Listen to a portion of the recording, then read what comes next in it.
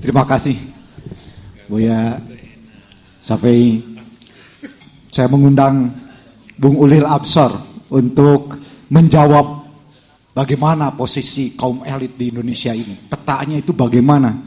Sehingga punyakah masih kepedulian terhadap kesejahteraan rakyat ini? Kami persilakan.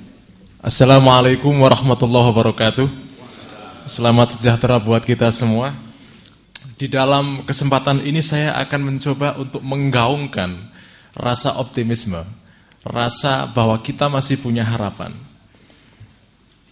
Kalau di dalam Al-Quran, kitab suci yang saya percayai sebagai seorang muslim, disebutkan la in syakartum la azidannakum wa la in kafartum inna adzabi lasyadid.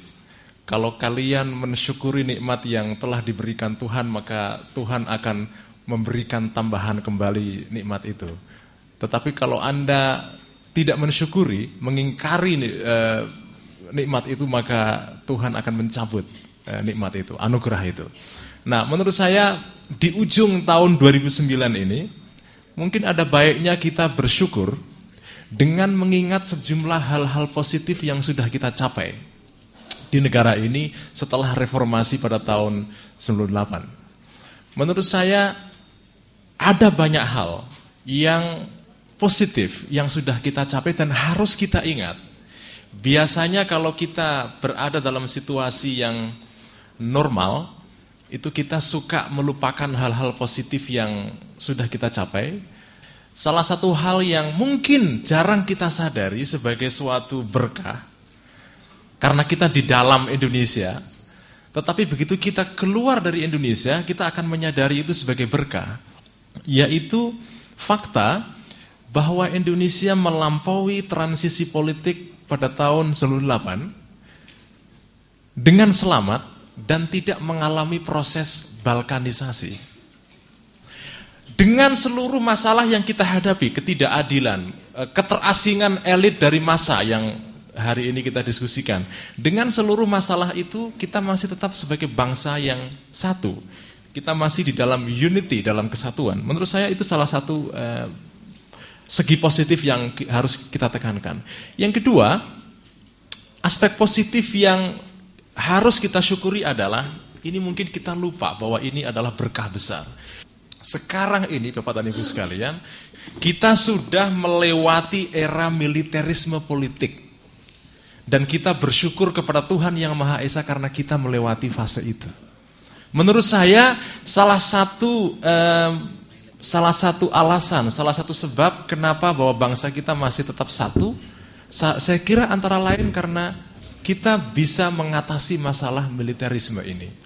Kita sangat bersyukur karena kita bisa mencapai itu. Sekarang ini, setelah era reformasi dengan fondasi pokoknya adalah demokrasi, sekarang justru kita menyaksikan era lain, yaitu era di mana pemimpin sekarang ini posisinya seperti seorang bankir yang berhadapan dengan nasabah. Bankir yang berhadapan dengan nasabah dalam pengertian, sekarang ini pemimpin politik tidak bisa lagi berlaku feodal seperti pada masa lampau. Dia harus memperhitungkan apa kemauan konsumennya. Sekarang ini Indonesia pelan-pelan menjadi negara demokrasi yang normal. Salah satu efek negatif dari demokrasi yang normal adalah pemimpin takut kepada publik. Oleh karena itu tantangan kita ke depan adalah selain mengatasi alienasi pemimpin dari masyarakat adalah bagaimana kita menciptakan pemimpin yang transformatif.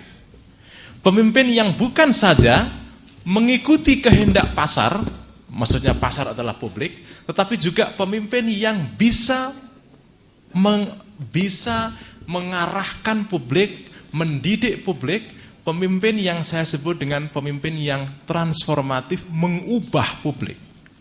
Dia tidak sekedar mengikuti kemauan massa, tapi juga mengubah kehendak publik. Saya kira ini salah satu tantangan terbesar kita dalam era demokrasi, sebab dalam era demokrasi yang normal, hubungan antara pemimpin dengan masyarakat lama-lama akan seperti hubungan antara seorang pedagang dengan konsumen. Pedagang biasanya tidak berani melawan konsumen karena konsumen adalah raja. Disitulah masalah pokoknya. Saya kira itu yang bisa saya sampaikan dalam refleksi akhir tahun ini. Wassalamualaikum warahmatullahi wabarakatuh.